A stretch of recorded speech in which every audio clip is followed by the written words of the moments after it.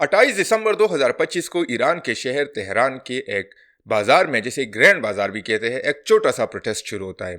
Initially ये protest बहुत ज़्यादा छोटा होता है, इसका कोई इतना इम्पैक्ट नहीं होता, लेकिन आहिस्ता आहिस्ता 2 हफ्तों के अंदर ये इस स्केल तक पहुंच जाता है कि इसमें 600 से ज़्यादा लोग मारे जाते हैं। 10,000 से ज़्यादा प्रोटेस्टर्स को गिरफ्तार किया जाता है। इनिशियली इसका जो मकसद होता है वो ये होता है कि ईरान में बढ़ती हुई महंगाई के खिलाफ स्ट्राइक करना।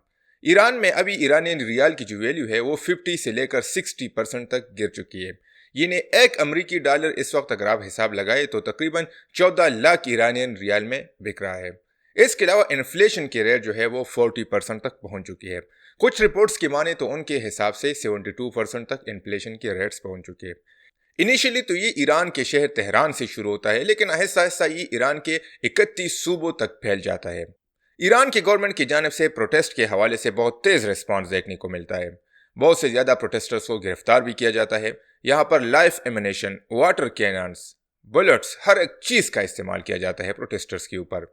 दूसरी तरफ इंटरनेट के शटडाउन की वजह से, इंटरनेट के क्रैकडाउन की वजह से और मोबाइल के सिग्नल वगैरह जाम करने की वजह से लोगों तक ये चीज नहीं पहुंच पा रही। ईरानी रिजीम ने इन प्रोटेस्टर्स के ऊपर बहुत ही सख्त तरह का रिस्पॉन्स दिया है। उन्होंने वहां पर लाइव बुलेट्स, लाइव एमुनेशन, इसके अलावा वाटर कैनन, हर एक चीज का, रबड़ बुलेट, गैस, टीयर गैस, हर एक चीज का इस्तेमाल किया। लेकिन प्रोटेस्टर्स पीछे जाने का नाम नहीं ले रहे। प्रोटेस्टर्स का कहना है कि ईरानी सरकार को अब चेंज होना पड़ेगा। वो आयतुल्लाह खमीनी की रिजीम के खिलाफ बहुत सख्त तरीके से आवाज उठा रहे हैं। दूसरी तरफ कुछ लोगों का ये भी कहना है कि ये जो प्रोटेस्ट है, और खासकर ईरान की रिजीम, ईरान की गवर्नमेंट और प्रो ईरानियन लोगों का कहना है कि इस चीज को वेस्टर्न कंट्रीज और United states of America support कर रहा है।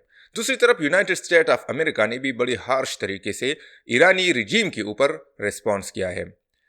ट्रम्प सरकार का कहना है कि जो भी कंट्री ईरान के साथ ट्रेड करेगी, तिजारत करेगी, तो इनके ऊपर हम 25% टैरिफ लगाएंगे। इसके अलावा डोनाल्ड ट्रम्प और व्हाइट हाउस ने ये भी कहा है कि अगर ईरानी रिजीम अपने प्रोटेस्टर्स के ऊपर सख्त रवैये का इस्तेमाल करना बंद नहीं करते तो उनके ऊपर हम अपनी तरीके से कार्रवाई करेंगे। इसमें उन्होंने मिलिट्री ऑप्शन को भी अपने पास रखा है।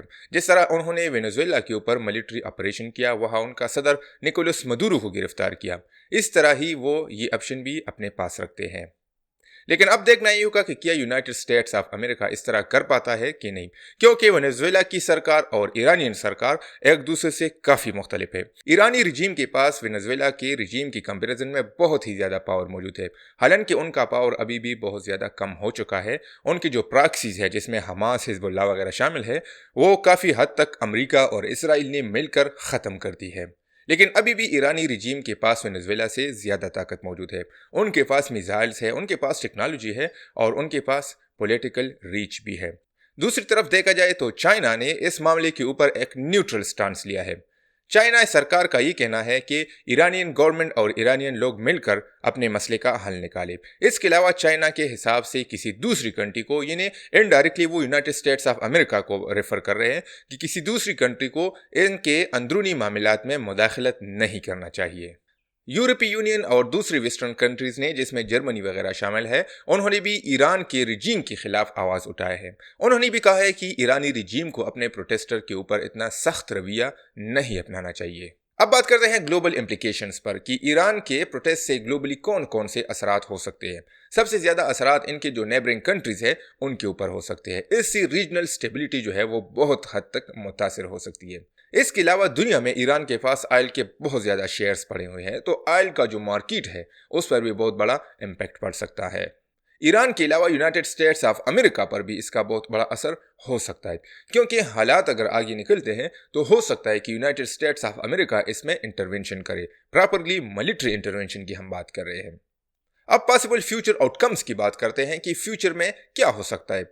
एक तो मेनली ये हो सकता है कि ये प्रोटेस्ट जो है और भी इंटेंसिफाई हो जाए, जिससे ये जो करंट आयतुल्लाह खमीनी का रिजीम है ये और भी कमज़ोर पड़ जाए। उस केस में शायद हो सकता है कि यूनाइटेड स्टेट्स ऑफ अमेरिका भी एंट्री मारे और रिजीम को कमज़ोर करते करते आखिर उसको कम्प्लीटली गिरा दे।